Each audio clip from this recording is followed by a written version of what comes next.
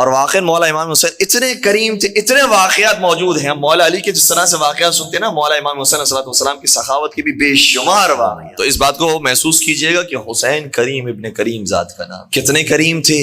ایک سائل تھا جس نے مدینے کا رخ کیا، سنا تھا کہ مدینہ پہنچ جاتے ہیں تو حاجتیں پوری ہو جاتی. مدینہ میں پہنچا، لوگوں نے کچھ باتیں بتائیں، اس سے سوال کیا کہ یہاں پر سب سے بڑا کریم کون ہے؟ جواب دیا کہ اگر تجھے سب سے بڑے کریم کے پاس جانا ہے تو آل رسول میں ابھی حسین ابن علی موجود، ان کے در دولت پر چلے جا. یہ باقاعدہ گیا ان کے بیت الشرف میں، بتایا گیا کہ گھر پر حسین موجود نہیں ہے، مسجد میں موجود. آیا مسجد کی طرف، دیکھا کہ امام علی مقام نماز پڑھ رہے ہیں، اور نماز مولا کی ایسی تھی کہ آ کر بیٹھ گیا اور کچھ اشعار کہنے لگا. جب نماز مکمل ہو گئی تو مولا نے کہا کہ خیریت تو یہاں پر کس کام کے لیے آیا ہے؟ کہا کہ مولا میں بہت ضرورت مند ہوں، محتاج ہوں، آپ سے کچھ مدد کا تقاضا کرتا ہوں. اب کیا ہوتا ہے عام طور پر دینے والے کبھی کبھار کوئی نصیحت بھی کر دیتے ہیں، کبھی کبھار کچھ دے بھی دیتے ہیں، کبھی کبھار بہت کچھ دے دیتے ہیں. مولا امام حسین علیہ السلام نے کام کیا کہ نہ صرف یہ کہ بہت کچھ دیا بلکہ عزت اور آبروداری کے ساتھ دیا.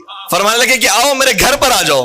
وہ گھر کی طرف آیا اور امام کے بیت الشرف میں داخل ہوا. امام نے 4000 دینار، دینار کہا جاتا ہے سونے کے سکوں کو، 4 دینار بھی اگر کوئی دے دیتا تھا اس زمانے میں کے اندر تو بہت بڑا صدقہ شمار کیا جاتا تھا. مولا نے 4 نہیں 40 نہیں 400 نہیں 4000 دینار کا کیسا اور تھیلی اس کے حوالے کی کس طریقے سے کہ وہ دروازے کی اس طرف تھا، مولا اس طرف تھے، صرف ہاتھ دیا اور کہا کہ لے جا.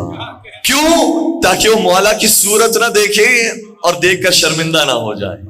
جب وہ لے کر جانے لگا نا تو رونے لگا. امام نے فرمایا کہ کیا ہماری عطا کے اندر کمی ہے؟ تجھے کم محسوس ہو رہی ہے؟ سنیں گے جملہ کیا ہے روایت کا. آخری جملہ روایت کا یہ ہے، سائل یہ کہتا ہے کہ مولا میں یہ سوچ کر نہیں رو رہا کہ آپ نے کم دیا ہے، بلکہ میں تو یہ سوچ کر رو رہا ہوں کہ یہ کریم ہاتھ زمین میں کیسے دفن ہو. کریم ابن کریم ذات کا نام ہے حسین ابن علی. بہت عطا کرنے والی ذات ہے حسین ابن علی.